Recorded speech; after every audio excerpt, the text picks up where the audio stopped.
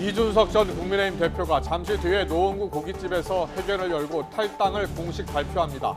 한동훈 국민의힘 비상대책위원장이 이 전 대표를 설득할 의사가 없다는 뜻을 거듭 밝힌 가운데 이준석 신당의 성공 여부가 주목됩니다. 취임 이틀째인 한동훈 비상대책위원장이 검사 사칭한 분을 절대 존엄으로 모시느냐며 민주당과 이재명 대표를 싸잡아 비난했습니다. 이재명 대표는 여당 역할은 야당을 견제하는 게 아니라며 말로 받아치며 신경전을 시작했습니다. 마약 투약 혐의로 조사를 받으며 혐의를 부인하던 배우 이성균 씨가 숨진 채 발견됐습니다. 유서로 보이는 메모를 남긴 것으로 보아 스스로 목숨을 끊은 것으로 보입니다. 정부가 내년부터 아이를 낳으면 최저 1.6% 금리로 최대 5억 원까지 주택 구입 자금을 빌려주기로 했습니다. 다음 달 말 대출 신청이 시작되는데 올해 1월 1일 이후 아이를 낳은 무주택 세대주여야 합니다. 현재 중학교 2학년 학생부터 치르게 될 2028학년도 대입제도 개편안이 발표됐습니다. 고등학교 내신이 5등급제로 바뀌고 문과와 이과 모두 같은 과목으로 시험을 보는 통합수능으로 치러집니다. 중국발 스모그 유입과 대기 정체로 전국의 미세먼지 농도가 짙어졌습니다. 특히 충남에는 야외 공공사업장과 공사장 운영 시간을 단축해야 하는 고농도 미세먼지 예비 저감 조치가 내려졌습니다. 더 뉴스 이어갑니다. 마약 투약 혐의를 받는 배우 이성균 씨가 서울 성북구 모 공원 부근 주차장 차량 안에서 숨진 채 발견됐습니다. 앞서 경찰은 오늘 오전 10시 12분쯤 배우 이성균 씨가 유서로 추정되는 메모를 남기고 나갔다는 119 신고를 접수하고 수색에 나섰습니다. 경찰은 이 씨가 극단적 선택을 한 것으로 추정하고 있습니다. 이 씨는 지난 10월부터 최근까지 마약 투약 혐의로 3차례 경찰의 조사를 받아왔지만 줄곧 혐의를 부인해왔습니다. 또한 유흥업소 실장 등이 3억 5천만 원을 달라고 협박했다며 공갈 혐의로 고소하기도 했습니다. 경찰은 이 씨 관련 마약 혐의 사건을 종결하고 이 씨가 고소한 공갈 혐의에 대한 수사는 계속할 것이라고 밝혔습니다. 마약에 취한 채 20대 여성을 차로 들이받고 도주한 이른바 압구정 롤스로이스 사건 운전자에게 마약류 약물을 처방한 의사의 구속 여부가 이르면 오늘 결정됩니다. 서울중앙지방법원은 오늘 마약류관리법 위반 혐의를 받는 40대 연모 씨에 대한 영장실질심사를 진행했습니다. 염 씨는 압구정 롤스로이스 사건 가해 운전자에게 약물을 처방하는 과정에서 진료 기록을 허위로 기재하고 무단으로 삭제한 혐의를 받습니다. 또 경찰 수사 과정에서 수면 마취 상태인 여성 환자 10여 명을 성폭행하고 이를 불법 촬영한 혐의도 추가됐습니다. 내년 1월부터 신생아를 출산한 가구는 최저 1.6% 금리로 최대 5억 원까지 주택구입자금 대출을 받을 수 있게 됩니다. 국토교통부는 저출산 극복을 위한 주거안정 방안 정책에 따라 내년 1월부터 신생아 특례 대출을 시행한다고 밝혔습니다. 지원 대상은 대출 신청일 기준 2년 이내에 출산한 무주택 가구로 부부 합산 연소득이 1억 3천만 원 이하이고 자산이 4억 6천9백만 원 이하여야 합니다. 전용 면적 85제곱미터 이하, 9억 원 이하의 주택을 살 때 최대 5억 원까지 대출을 받을 수 있습니다. 연소득 8,500만 원 이하면 1.6에서 2.7% 금리를, 연소득 8,500만 원을 넘으면 2.7에서 3.3%의 금리를 적용받게 됩니다. 2024년 3년 1월 1일 출생아부터 적용되며 혼인신고를 하지 않았더라도 출산 가구라면 저금리로 신생아 특례 대출을 받을 수 있습니다. 2028학년도 대입 개편안이 발표됐습니다. 고교 내신 체계와 평가 방법부터 수능 응시 과목까지 대대적인 변화가 예고됐는데요. 자세한 내용은 최재 기자 연결해서 알아봅니다. 김연아 기자. 네, 사회정책부입니다. 네, 일단 핵심 내용부터 정리해 주시죠. 네, 2028 대입 개편안의 핵심은 3가지입니다. 먼저 2028학년도 대입을 치르는 학생들, 그러니까 현재 중2가 고등학교에 입학하는 2025년부터 내신이 5등급제로 바뀝니다. 1등급이 10%까지 확대되는데요. 또 내신 과목은 모두 절대평가와 상대평가가 병기되는데 사회, 과학, 융합 선택 9과목만 절대평가로 진행됩니다. 마지막으로 수능에서는 선택 과목이 모두 없어져서 국영수, 탐구 모두 공통 범위 내에서 같은 시험지로 응시하게 됩니다. 문이과 학생 모두 같은 과목으로 수능 시험을 보도록 하는 통합수능이 치러지게 되는 겁니다. 관심을 모았던 심화수학은 수능 과목에서 제외됐습니다. 네, 이번 대입 개편안에서 가장 논쟁이 벌어졌던 부분이 전학년 상대평가 그리고 심화수학 도입이었는데 큰 변화는 없었던 거죠? 네, 고교학전제는 진로 적성에 따른 과목 선택을 보장하자는 것인데 상대평가를 하면 공부하고 싶은 과목보다 점수가 잘 나올 대형 수업으로 몰릴 우려가 있습니다. 그래서 마지막까지 진통이 거셌는데 절대평가만 할 경우 내신 부풀리기를 막을 현실적인 방법이 없다는 점 때문에 결국은 상대평가를 확대하는 쪽으로 결론 났습니다. 다만 사회, 과학, 융합 선택 9과목과 예체능은 절대평가를 하는데 탐구 중심 수업을 내실 있게 운영함과 동시에 추후 절대평가를 대상을 확대할 수 있을지 시험대 역할을 하게 될 전망입니다. 심화수학 역시 사교육 유발과 학습 부담 우려로 반대하는 측과 학계를 중심으로 이 미래 역량을 위해 꼭 필요한 교육이라는 주장이 맞섰지만 결국은 수능에서 빼기로 결정됐습니다. 교육부는 수능은 기본, 핵심 내용만 평가하고 심화 과목은 고교학전제를 통해 자기주도적으로 학습하는 것이 바람직하다고 강조했습니다. 다만 상위권 대학들이 전형을 통해 사실상 심화수학 수업 이수를 강제할 우려가 있는데 교육부는 대학과 전형 협의회 등을 통해서 통합수능이 현장에 충분히 안착할 수 있도록 계속 협의해 나가겠다고 밝혔습니다. 더불어 교육부는 입시 관련 가짜뉴스와 불안 마케팅에 적극 대응하고 수능 통합사회와 통합과학 예시 문항도 내년 초 공개하겠다고 밝혔습니다. 지금까지 사회정책부에서 YTN 김현아입니다. 서울시는 토요일인 오는 30일부터 지하철 9호선에 신규 전동차 6량, 5편성을 투입해 30칸을 늘린다고 밝혔습니다.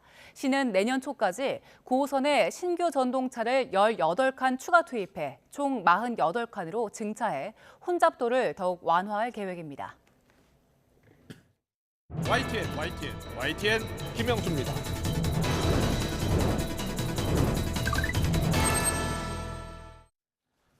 한동훈 국민의힘 비대위원장이 민주당과 이재명 대표를 연이틀 직격했습니다. 검찰당이라는 비판이 있다는 지적에 국민의 도구인 검찰을 악마화하는 것은 국민에게 피해를 주는 무책임한 행동이라며 민주당은 왜 검사를 사칭한 분을 절대 존엄으로 모시느냐고 반문했습니다.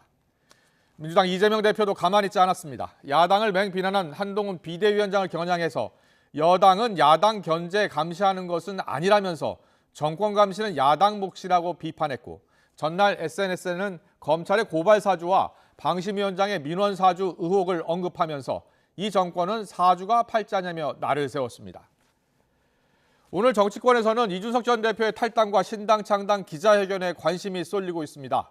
전날 만날 계획이 없다고 한 한동훈 위원장은 오늘도 어제 말씀드린 답에 다 있다면서 일단 거리 두기를 이어갔습니다.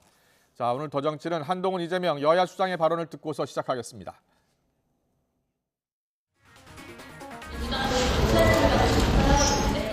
어떤 특정한 정치적 목적을 위해서 국민의 자산이고 국민의 도구인 검찰을 악마하는 것은 국민들에게 피해가 가는 무책임한 행동이라고 생각합니다. 민주당은 검사를 그렇게 싫어하면서 왜 검사도 아니고 검사 사칭한 분을 절대 존엄으로 모시는 건지 저는 묻고 싶습니다. 우리 국민들께서는 정쟁에만 몰두해온 여당에게 국정 운영에 책임을 다하는 모습을 기대하고 있다는 말씀을 드립니다. 정권을 견제하는 것은 그리고 감시하는 것은 야당의 몫입니다. 여당이 야당을 견제하고 야당을 감시하는 것이 아닙니다. 여당이 집권당이라는 사실을 잊지 마시기 바랍니다. 네, 오늘의 전국 현안 짚어보는 시간입니다. 오신환 전 국민의힘 혁신위원, 또 김유정 전 더불어민주당 의원 나와 계십니다. 어서 오십시오. 안녕하세요. 안녕하세요. 네. 이준석 전 대표의 탈당 기자회견 곧 시작될 예정인데요. 현장으로 좀 가볼까요? 자, 현장 화면 잠깐 보여주세요. 12월 27일 이준석 전 대표 계속 이야기했었죠. 27일 날 탈당을 할 수 있다라고요. 오늘 예고대로 탈당 기자회견을 갖고 있습니다. 아마 언론인들 취재하실 때 전문은 아마 좀 그대로 들어보겠습니다. 제가 읽어가지고 제가 고생이 없으시도록 하겠습니다. 예. 사랑하는 시민 여러분, 정치를 시작한 지 12년째 되는 오늘을 그날로 정해놓고 지난 몇 달간 정말 많이 고민했습니다. 국민의힘에서 함께한 세월, 가볍지 않았던 영광의 순간들과 분노의 기억들은 교대로 제 팔을 양쪽으로 잡아 끌었습니다. 저를 대표로 선출해 주셨고 각자의 위치에서 대선과 지선 승리에 앞장서 주신 당원들께 그동안 형용할 수 없을 만큼 감사했습니다. 지난 대선과 지선의 연승은 당원들의 도움과 사랑 없이는 이뤄낼 수 없었습니다. 탄핵의 상처를 겪은 당원들에게 어떻게든 승리의 기쁨을 안겨야 하는 당위적 목표 속에서 때로는 대선 후보를 강하게 억제해야 할 필요가 있었습니다. 젊은 세대가 정치의 중심에 설 수 있도록 당내에 시대착오적 관행과 그리고 관성과 강하게 맞서야 할 필요도 있었습니다. 좋았던 결과보다도 그 과정이 불편하셨던 당원이 계신다면 이 자리를 빌려 죄송하다고 말씀드립니다. 호사가들은 국민의힘과 보수진영의 현 상황이 그토록 안 좋다면 지금은 때를 기다리고 기회를 보라고 저에게 이야기합니다. 3년 전에 저라면 아마 그런 이야기를 진지하게 받아들이고 와신상담, 과하지옥과 같은 고사성어를 되뇌며 네, 이준석 전 대표 지금 기자회견이 시작됐는데요. 화면 상태가 좀 고르지 않습니다. 네, 화면 상태가 고르지 않은 점 사과를 드리고요. 지금 다시 시작이 된 것 같으니까요. 한 번 더 들어보겠습니다. 고생을 겪으며 난수산 드렁칠과 같이 얽혀 살 수도 있었습니다. 실제로 이미 몇 달 전 책임 있는 사람으로부터 총괄 선대위원장 등의 자리도 제안받은 적이 있습니다. 그런데 전혀 마음이 동하지 않았습니다. 오늘 제 선택은 제 개인에 대한 처우 그리고 저에게 가해졌던 아픈 기억 때문에 하는 것이 아닙니다. 네. 정치 시작 12년째 되는 날 오늘 27일, 12월 27일 지금 탈당 기자회견을 하고 있는데요. 저희가 방송 연결 상태가 좀 고르지 않아서 시청자 여러분께 사과의 말씀을 올리겠습니다. 다시 한번 들어볼까요? 수 있는 여유가 없었습니다. 저는 탄핵을 겪으며 비선은 있고 비전은 없는 대한민국을 다시는 용납하지 않겠다고 스스로 다짐했습니다. 선출되지 않은 누군가가 모든 유무형의 권력을 휘두르며 대한민국을 쥐락펴락하는 그 모습, 그 사람 앞에서 법과 상식마저 무력화되는 모습이 반복되는 것은 다시는 경험하고 싶지 않은 저의 그리고 국민 모두의 트라우마일 것입니다. 저는 잠시 보수정당에 찾아왔던 찰나와도 같았던 봄을 영원으로 만들어내지 못한 스스로를 다시 한번 질책하고 반성합니다. 그들의 권력 욕을 상식선에서 대했고 진압하지 못했던 오류를 반성합니다. 모든 것이 제가 부족한 탓입니다. 저는 오늘 국민의힘을 탈당합니다. 동시에 국민의힘에 제가 가지고 있는 모든 정치적 자산을 포기하겠습니다. 과거의 영광과 유산에 미련을 둔 사람은 절대 선명한 미래를 그릴 수 없습니다. 존경하는 시민 여러분, 이제 대한민국의 공용어는 바로 미래여야 합니다.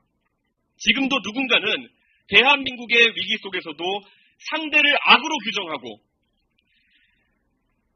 청산하는 것을 소명이라고 생각하고 그 방향으로 시민들을 이끌려고 하고 있습니다. 하지만 마상득지, 마상치지라는 말이 있습니다. 말 위에서 천하를 얻는다 하더라도 계속 그 천하를 말 위에서 다스릴 수는 없는 노릇입니다. 네. 왜 적장을 쓰러뜨리기 위한 지금 북한 대립, 저희가 칼잡이의 계속해서 아집이 생방송으로 지금 이준석 전 대표의 탈당 기자회견을 전해드리고 있는데요. 지금 오늘 현장에서 노력입니다. 많은 취재진들이 시민 함께 하면서 상대를 쓰러뜨리기 위한 연결 상태가 고르지 않은 것 같습니다. 다시 한번 사과의 말씀 올리겠습니다. 자, 이준석 전 대표 탈당, 그리고 자신이 왜 탈당을 하게 됐는지 지금 설명을 하고 있습니다. 아고라에 오셔서 예. 공동체의 위기를 그러면서 논의하는 국민의힘 탈당, 책임 있는 모든 정책 자산을 포기할 것이고, 그리고 새로운 당을 만들겠다라고 이야기하고 있는데요.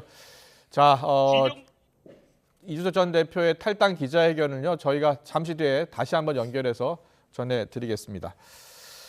자, 이준석 전 대표 탈당 기자회견, 우리 두 분은 어떻게 보셨는지 좀 궁금한데요. 오신환 전 혁신위원께서는 네. 이준석 전 대표 탈당 기자회견 예고를 했고요. 지금 탈당의 변을 이야기했습니다.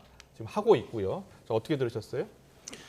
어쨌든 저희 당의 전 당 대표를 했던 분입니다. 네. 이 뭐 착잡한 마음이고요.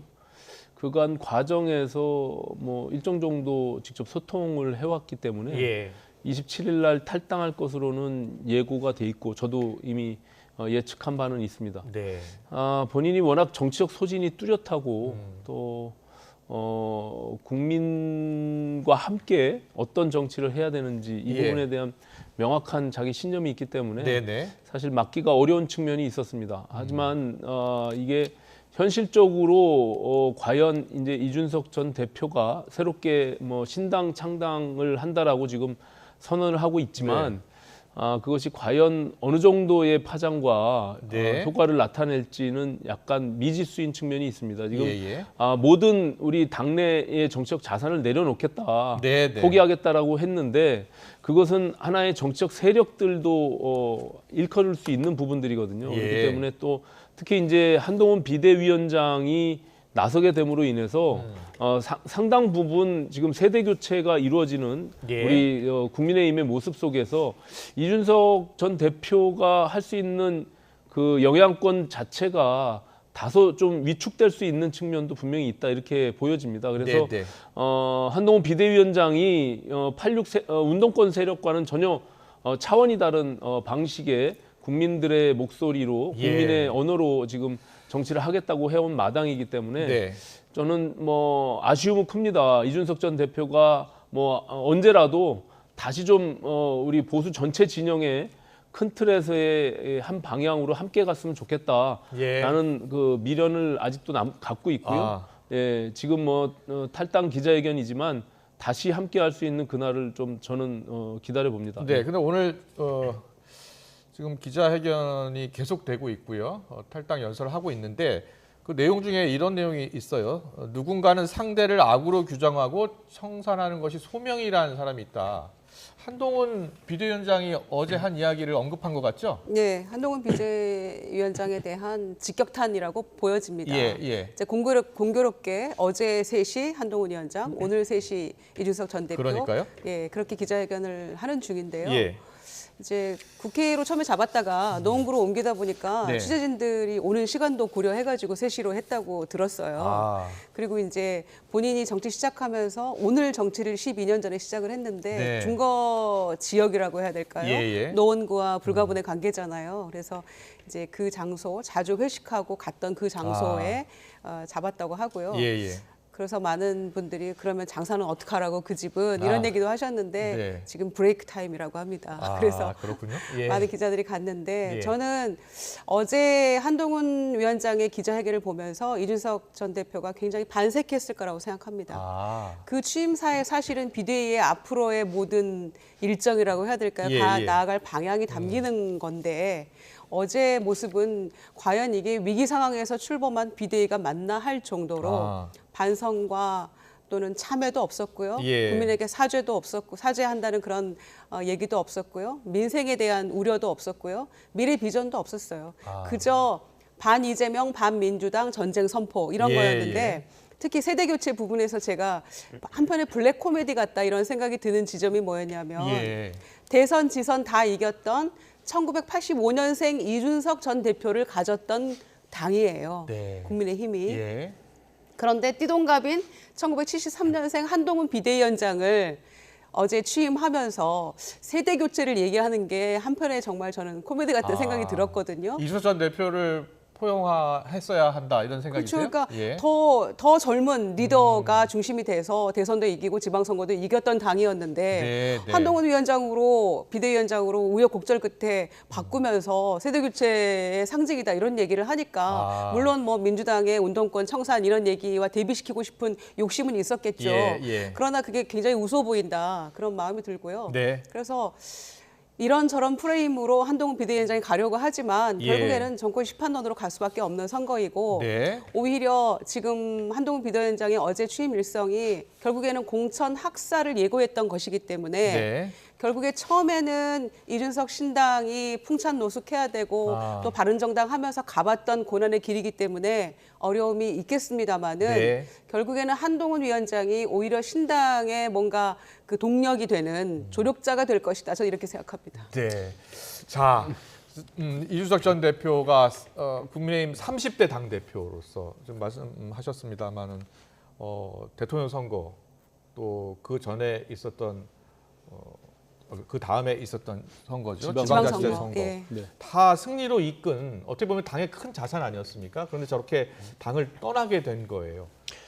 뭐 그간의 과정들은 뭐 국민들께서 다 알고 있는 내용이고요. 네. 다만 지금 김유정 의원님 말씀하신 한동훈 비대위원장의 취임사와 또 이준석 전 대표가 저렇게 탈당을 하고 있는 과정들을 네. 좀 민주당의 시각으로 보면 그렇게 볼 수도 있을 겁니다. 하지만 저는 좀 다른 시각으로 보면 예. 이준석 전 대표가 사실상 당대표까지 가는 그것은 국민들과 당원들의 지지를 받아서 당대표가 된 거거든요. 이제 예. 본인도 그 부분에 대해서 아까 기자회견에서 언급했지만 모든 책임은 자기에게 있다. 자기의 부족함들을 고백했잖아요. 예. 좀 아쉽습니다. 당대표로서 당의 체질 개선이나 시스템들을 바꾸는 노력들 그리고 또 많은 또 그 과정에서 저도 이준석 대표 굉장히 아끼고 사랑하는 후배인데 본인이 저도 많은 직원들도 해왔는데 네, 네. 그때 너무 고집스럽게 했던 부분들 그리고 탈당하는 과정에서 사실 주변에 어떤 세력도 당내 세력들 함께하지 않고 있잖아요.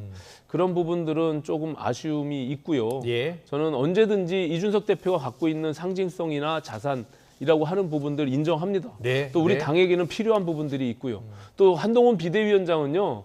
말씀하신 대로 이제 73년생으로서 새로운 70년대생의 시대를 지금 열어가는 그런 시작입니다. 그런 측면에서 86 운동권 세력이 주도적으로 지금 당을 운영하고 있는 네. 민주당과는 분명히 차별화될 수밖에 없고요. 예. 본인은 이 여의도의 언어가 아니라 국민들의 언어로 5천만 국민들의 언어로 하겠다고 하는 그런 취임사였기 때문에 저는 뭐 전혀 손색이 없었다 이렇게 보여지고 예. 앞서 말씀하신 반성과 아니면 민생 또 미래에 대한 이야기는 차츰 할 것으로 예측됩니다. 네. 뭐 그렇게 한꺼번에 무슨 취임사에서 짧은 취임사에서 그런 모든 것들을 요구하기에는 저는 무리가 있다 이렇게 보여지고요. 예. 충분히 어제 한 말로서도 본인이 어떤 비대위원장으로서의 국민의힘을 이끌어 가겠다라는 어떤 비전들을 저는 보여줬다라고 예. 생각을 합니다. 예. 알겠습니다. 자, 지금 이준석 전 대표가 기자회견을 하고 있는데요. 주요 내용은 저희가 자막으로 전해드리고 있습니다. 중요한 내용이 나오면 다시 한번 전해드리도록 하고요. 어제 한동훈 비대위원장이 총선 불출마를 선언했잖아요. 네. 당내에서 여러 이야기들이 나오는 것 같아요. 그걸 뭐 희생이다, 그리고 결단이다 이렇게 굉장히 이제 벌써 한비어천가를 부르는 분들도 계시던데요. 네. 제가 보기에는 굉장히 비겁해 보였습니다. 아, 비겁해 보였습니까? 네, 왜냐하면은 자 비례대표 출마하지 않겠다는 거는 선거제가 확정이 안 됐기 때문에 뭐라고 지금 얘기할 수 없을 겁니다. 네. 그러니까 그거는 그렇다 치고요. 네. 그런데 지역구에도 불출마하겠다는 것은 굉장히 무슨 거룩한 희생처럼 보이는데 예. 결코 그렇지 않고요. 아, 자체 조사했더니 서울에서 6군데밖에 뭐 못 이기더라 이런 얘기 나왔지 않습니까? 네. 그렇다면 한동훈 비대위원장을 세운 뜻이 정말로 선거에 이기고 뭔가 당을 확 바꾸려는 그런 깊은 뜻이 있었다면 험지 출마를 선언하는 게 맞죠. 혹은 어제 그건 아니더라도 조금 나중에 그야말로 당과 상의를 해서 해야 되는 게 맞았는데 네네. 그렇게 불출마 선언하는 것은 결국에는 공천 학살을 예고하는 거다. 그렇게 다시 한번 보시는군요. 말씀드리지만 그래서 예. 김기현 대표 포함한 특히 이제 수도권에는 의원이 별로 없으니까요. 네, 영남 네. 지역 의원들은 굉장히 떨고 있을 것이다. 아, 결국에는 공천 학살을 제대로 하겠다는 당내 선전포고였고요. 예. 민주당에만 선전포고한 거 아니었습니다. 당내 선전포고였고 결국에는 윤석열 대통령을 지키기 위한 적어도 100명의 의원을 지키기 위한 네. 그런 아마 포석이었지 않나 싶어서 그렇게 그렇게 보시는군요. 어마어마한 예. 희생 같아 보이진 않았습니다. 알겠습니다. 오신환 전원께서는 한동훈 비대위원장이 불출마할 것이라고 예상했었나요? 전혀 예상하지 못했어요. 예. 저는 민주당에서 왜 저런 시각으로 보는지 이해할 수가 없고요. 오히려 이재명 당 대표와 비교해 보면 예. 모든 권한을 갖고 있는 비대위원장입니다. 최고의 당 대표의 권한 지위를 갖고 있기 때문에 예. 본인이 원한다면 어느 지역구나 아니면은 비례대표 1번이라도 가져갈 수 있는 그런 권한을 갖고 있는 겁니다. 근데 예. 그 모든 것들을 다 불출마하고 자기가 포기하겠다고 하는 것을 왜 저렇게 폄훼하는지 잘 이해할 수가 없고요. 네. 솔직히 김종인 비대위원장, 전 비대위원장이 민주당에서 지난번에 문재인 대통령의 간곡한 요청에 의해서 비대위원장을 맡았잖아요. 예. 그때 비례 2번을 받았습니다. 그때 민주당에서 뭐라고 그랬습니까? 그때 난리가 났었잖아요. 그럼에도 불구하고 본인이 사퇴까지 하면서 다시 복귀하고 2번을 유지해 왔던 것이 민주당의 모습입니다. 저는 사실은 자기가 갖고 있는 권한들을 이용해서 충분히 아무런 피해 없이 예. 받을 수 있는 국회의원 배지를 저렇게 포기하는 것을 왜 저렇게 폄훼하는지 잘 이해할 수가 없고요. 자, 또 한 가지는 네. 그 불체포 특권과 관련해서 분명히 언급을 했는데 예. 지금 민주당의 모습을 보십시오. 사법 리스크가 있는 이재명 대표 그렇게 공언을 했음에도 불구하고 불체포 특권을 피해 나갔잖아요. 근데 우리 당은 지금 선언을 한 겁니다. 모든 국회의원 후보자들이 불체포 특권 각서를 쓰고 본인들은 포기하겠다고 한 것을 예. 지금 저 본인도 배지를 안 달고 불체포 특권을 포기한 거나 마찬가지. 연장선상에서 보면 모든 희생과 본인이 내려놓는 것들을 다 인정할 필요가 있다. 저는 이렇게 생각합니다. 네. 그런데 지금 두 분 말씀 들어보면요. 한동훈 비대위원장이 일단 총선 불출마 선언한 것에 대한 평가가 크게 엇갈렸는데 민주당 내에서도 여러 반응들이 나오고 있습니다. 정성호 의원 또 우상호 의원의 목소리 듣고서 더 이야기 나눠보겠습니다. 한동훈 바람이 여당의 공천 혁신 과정을 통해 갖고 일어난다고 하면 민주당도 거기에 대응해 갖고 상하는 정도의 공천 혁신이 있어야 될 것을 보고 있습니다. 그다음에 공천이 다 끝난 이후에 어떤 한동훈 바람이 분다고 하면은 거기에 대응해서 민주당의 우리는 이재명 당대표도 그에 상응할 만한 또 나름의 결심도 해야겠죠.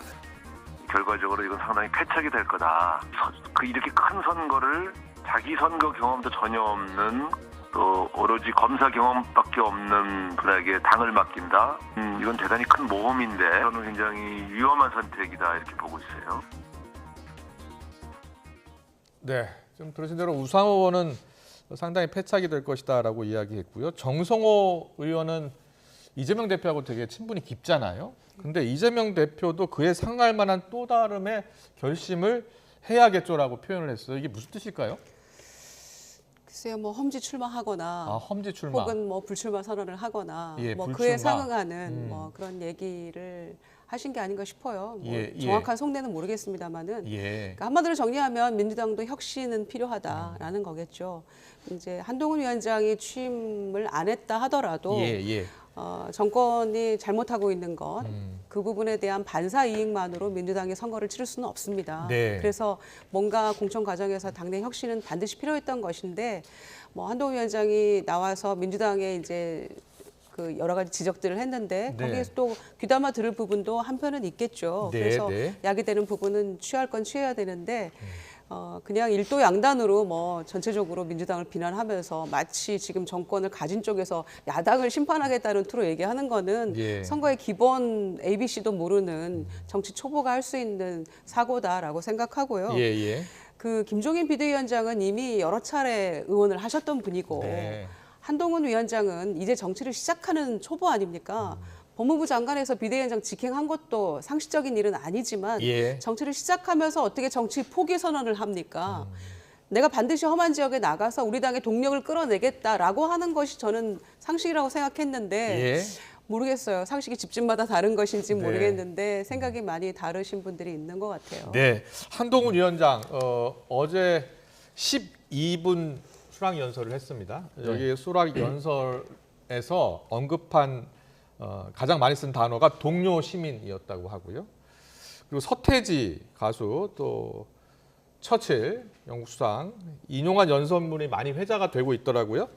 자, 12분 수락 연설의 키워드를 저희가 뽑아봤는데, 네. 자, 어법이 확실히 다른 것 같습니까? 뭐 제가 봐서는 여의도 예. 안 쓰겠다고 했잖아요. 그런 측면이 없잖아 있습니다. 이제 예. 특히 기존에 있는 정치를 해왔던 분이 아니기 때문에 네. 그 정치적인 구조 메커니즘과 전혀 다른 또 본인이 살아왔던 또 본인이 직접 취임사와 관련해서 본인이 썼다고 해요. 그렇기 때문에 상당히 고심 속에서 또 본인이 즐겨 쓰는 용어들을 쓴 것으로 알려져 있는데요. 네. 동료 시민이라는 용어는 오늘도 본인이 비대위원들 구성할 때 시민들을 상징하는 그 일반적인 비정치인들, 비정치인들의 상징으로 동료 시민들을 선택하겠다 이런 용어를 썼다고 합니다. 그렇기 비대위원도 지금 비정치인을 중심으로 선임하겠다는 거죠? 네네 그 중심으로 하겠다는 것인데요. 중심으로? 예. 그렇기 때문에 저는 뭐 지금 어찌 보면 이제 구시대적인 운동권 세력들로 대비되는 그런 어떤 민주당의 모습들과 차별화하면서 새로운 X세대 그리고 70년대, 80년대생이 이제 주도해 가면서 정치권의 문화를 바꿔가겠다라는 의지도 담겨 있는 것이 아닌가 저는 이렇게 보여지고요. 오신환 의원님은 앞서 이준석 전 대표도 누군가를 이제 상대를 악으로 규정하고 청산하는 것이 소명이다라고 한 부분이 있는데 이와 관련해서 어떤 미래 비전보다는 상대, 구체적으로는 민주당을 적으로 너무 규정한 것 아니냐. 여기에 대한 비판적 시각도 있더라고요. 저는 뭐 지금까지의 민주당이 그 윤석열 정부의 모든 지금 국정 운영들과 관련해서 발목 잡았던 모습들 그리고 180석과 가까운 거대 정당으로서 국회에서의 어떤 독재적 방식으로서의 몰아붙이기식 법안 통과 뭐 이런 모든 것들이 지금 뭐 예산안조차도 지금 뭐 저렇게 완전히 시간 끌다가 본인들 주도로 이렇게 만들어가는 모습들이 저는 뭐 한동훈 비대위원장 입장에서는 충분히 그럴 수 있다. 그리고 이재명 당 대표이기 때문에 그것이 가능하다 이렇게 보여집니다. 지금 이재명 당 대표에 대한 사법적 리스크는 여전히 지금 존재하고 있고요. 그 부분들에 대해서 계속 끊임없이 문제 제기가 돼 왔잖아요.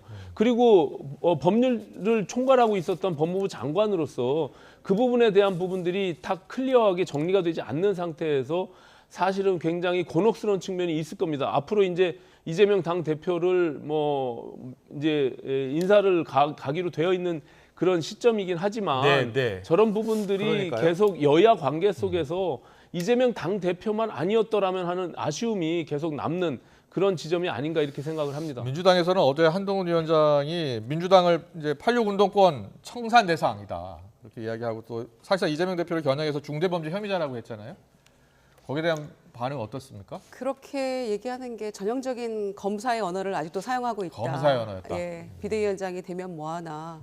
비대위원장이 당 대표 아닙니까? 집권당에. 그런데 여전히 협치의 대상이 되어야 될 야당 대표를 향해서 저렇게 얘기하고 있다는 것은 글쎄요. 기본적으로 너무 철학이 빈곤한 모습 아닌가 그런 생각이 들고요.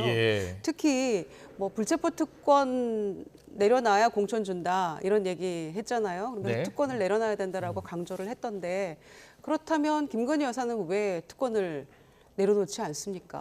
특검을 받는 게 그게 내려놓는 거죠. 그리고 뭐 X세대에 강조했던데 김건희 여사도 X세대입니다. 1972년생이고요. 한동훈 장관 73년생이고 어제 뭐 서태지 뭐 가사도 끌어다 쓰고 했던데 그러면 뭐 합니까? 국민들이 보시기에 무슨 선당후사 아니고 선민후사 한다면서요. 국민이 무조건 옳다면서요. 특검에 대해서 많은 국민들이 해야 된다라고 하고 계시는데 그거는 다 어디로 가버리고 이렇게 안 된다라고 거부권 행사해야 된다는 쪽으로 당정이 협의를 해서 결론을 내리고 한동훈 위원장은 당과 협의하겠다고 합니까? 본인이 당 대표잖아요. 본인이 위원장이잖아요. 그래서 결단을 내릴 때는 내려줘야 되는데 과거의 모습과 뭐가 달라졌습니까? 그래서 비대위가 왜 발족했는가에 대해서 근본적인 원인을 찾지 못하고 있어요. 그게 586 때문입니까? 이재명 대표 때문입니까? 그걸 왜 민주당에서 원인을 찾죠? 당이 지금 기울어져 가고 있고 쓰러져 가고 있는 당을 구하겠다고 나타났는데 왜 그게 민주당 탓이라고 합니까? 그러니까 애초에 성립이 안 되는 이야기를 취임사에 담았다라고 생각합니다. 저는 뭐 좀 민주당이 말씀하세요. 사실 굉장히 놀랄 겁니다. 지금 한동훈 비대위원장까지 오는 과정 속에서 예. 사실 김기현 대표가 전격적으로 당대표를 내려놓고 그리고 장제원 의원, 친윤의 상징적인 의원이 지금 불출마 선언을 했습니다.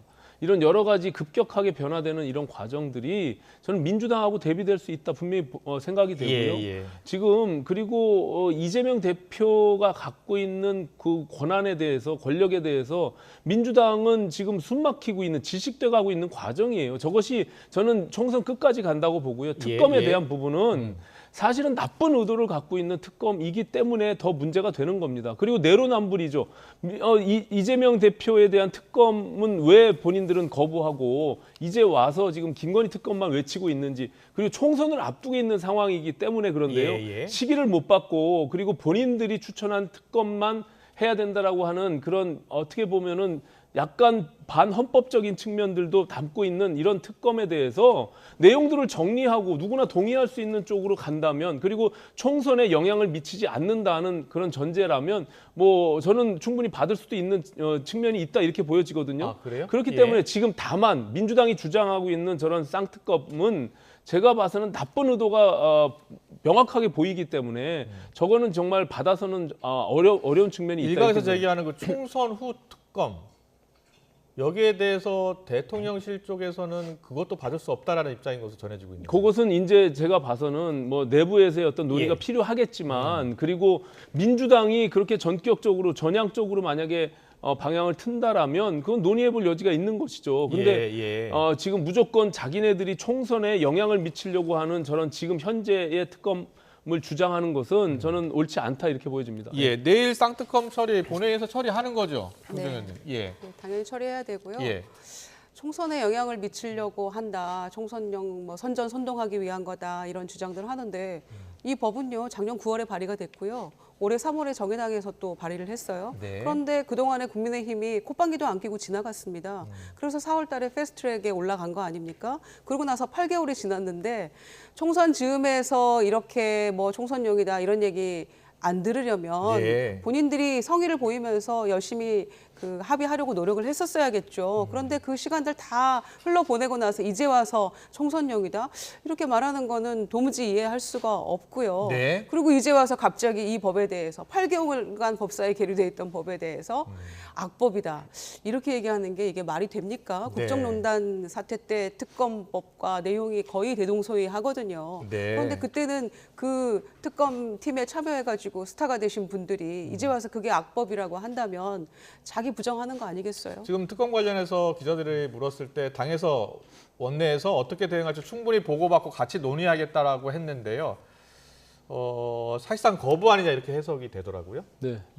뭐 논의를 해볼 거라고 보여지고요. 다만 지금 앞서 말씀드린 대로 총선에 영향을 미칠 수밖에 없는 지금 특검법의 한계 분명히 드러나고 있기 때문에 그거는 정치적으로 악용될 소지가 분명히 있습니다. 선거 선거 앞두고 계속적으로 언론에다가 그 수사 내용들을 지금 공표하는 그런 과정들을 담고 있기 때문에 저희로서는 뭐 지금 사실 총선이 4월 10일 날 되어 있는 상황에서 사실 받기가 굉장히 정치적으로 어려운 측면이 있다 이렇게 보여집니다. 네, 강대강 대치가 총선까지 계속 이어질 것 같은데 일단은 한동훈 비대위원장이 국민의힘의 새 수장이 됐기 때문에 국회의장도 가서 보고 인사하러 가고요. 야당 대표인 또 이재명 대표도 이렇게 예방하는 게 순서거든요. 그래서 당장 뭐 내일 있을 것 같다고 하더라고요.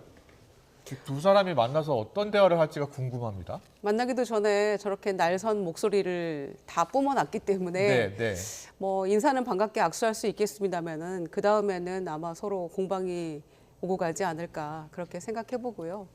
적어도 한동훈 장관이 이제는 검사도 법무부 장관도 아니기 때문에 정치인으로 뭐 여의도 사투리 쓰지 않겠다고 합니다만 어제 취임사는 여의도 사투리 전문가더라고요. 그러니까 그야말로 5천만의 언어로 대화를 하려고 마음을 먹었다면 야당과 협치하는 방법, 또 야당 대표나 민주당에 대한 기본적인 예의도 좀 갖춰주시기를 바라겠습니다. 내일 야당 대표 만나면 무슨 말을 할 것 같습니까? 일단 뭐 여당 책임 있는 여당 대표로서 예. 당연히 야당의 당 대표에 대한 예우와 또 존중 속에서 대화가 이루어졌으면 좋겠고요. 예. 정치적으로는 서로 어떤 생각이 다름에 대해서 충돌할 수 있는 측면이 있어요. 그리고 네. 한동훈 비대위원장께서 그 이전에 법무부 장관으로부터 늘 이재명 대표와 범죄 피의자 신분인 이재명 대표와의 충돌은 불가피한 측면이 있어요. 네, 그렇기 네. 때문에 민주당 당내에서도 계속적으로 사법 리스크에 대한 어떤 목소리가 있는 거잖아요. 그것을 네. 민주당도 스스로 인정할 건 좀 인정하고 그 전제 하에서 여야가 함께 풀어낼 수 있는 대화들을 만들어가는 것이 저는 바람직하다 이렇게 생각합니다. 네, 알겠습니다. 오늘 정치권 이슈는 여기까지 듣겠습니다. 앞서 이준석 전 대표 탈당 기자회견 저희가 생중계로 전해드리는 도중에 화면 상태가 고르지 못했던 점 다시 한번 사과드리겠습니다. 지금까지 오신환 전 국민의힘 혁신위원, 김유정 전 민주당 의원과 함께했습니다. 잘 들었습니다. 고맙습니다.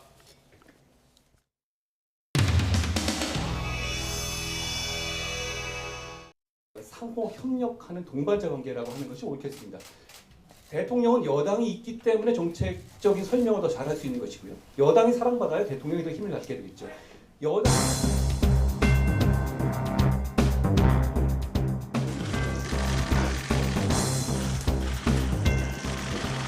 오늘 국민의힘의 새로운 비대위가 출범합니다. 한동훈 비대위원장에게 특검과 국조, 특별법에 대한 민주당의 입장은 언론을 통해 충분히 전달된 것으로 생각합니다.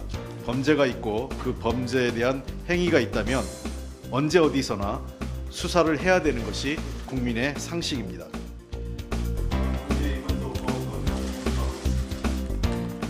안녕하세요. 안녕하세요. 반갑습니다.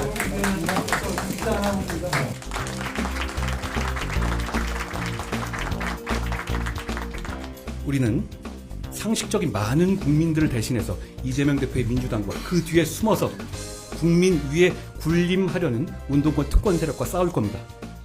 용기와 헌신으로 반드시 이길 겁니다.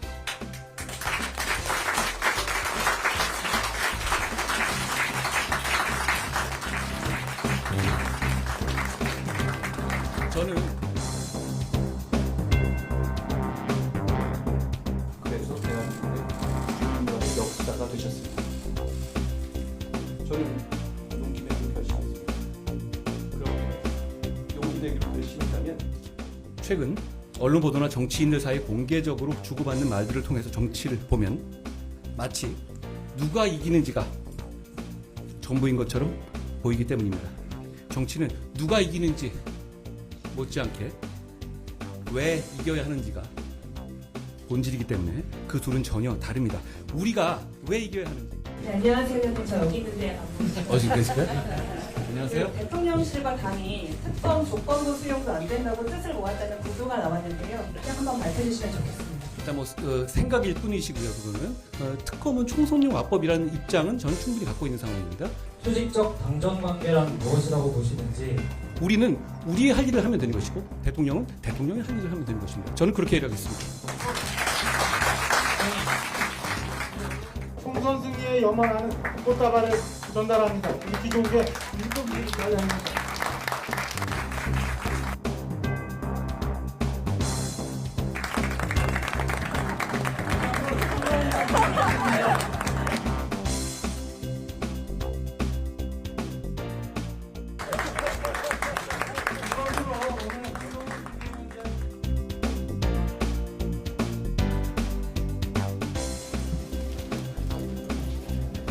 국민의힘 화이팅 한마디. 그럴까요? 국민의힘 화이팅! 맞아요. 국민의힘 화이팅!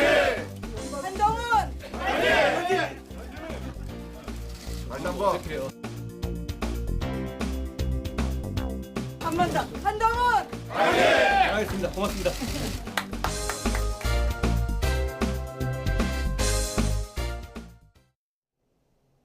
오늘도 추위 대신 불청객 미세먼지가 기승인데요. 현재 중서부 지방을 중심으로 대기질이 탁한 가운데 충남에는 올겨울 들어서 처음으로 미세먼지 예비 저감 조치가 내려졌습니다. 대기가 정체된 데다가 중국발 스모그까지 유입되면서 인천에는 초미세먼지 주의보도 발령 중인데요. 내일도 서쪽 지방을 중심으로는 종일 공기가 탁하겠습니다. 호흡기 건강도 잘 챙기셔야겠습니다.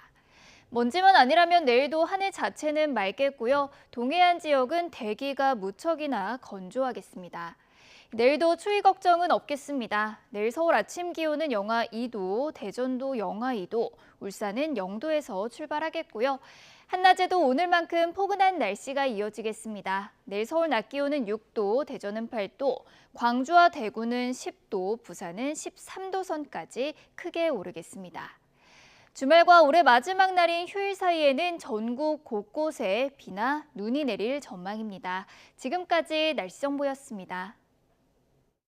네, 이슈를 더 쉽게 전해드리는 더 뉴스 내일은 더 준비하겠습니다. 잠시 뒤에는 뉴스큐가 방송됩니다. 시청해주신 여러분 고맙습니다.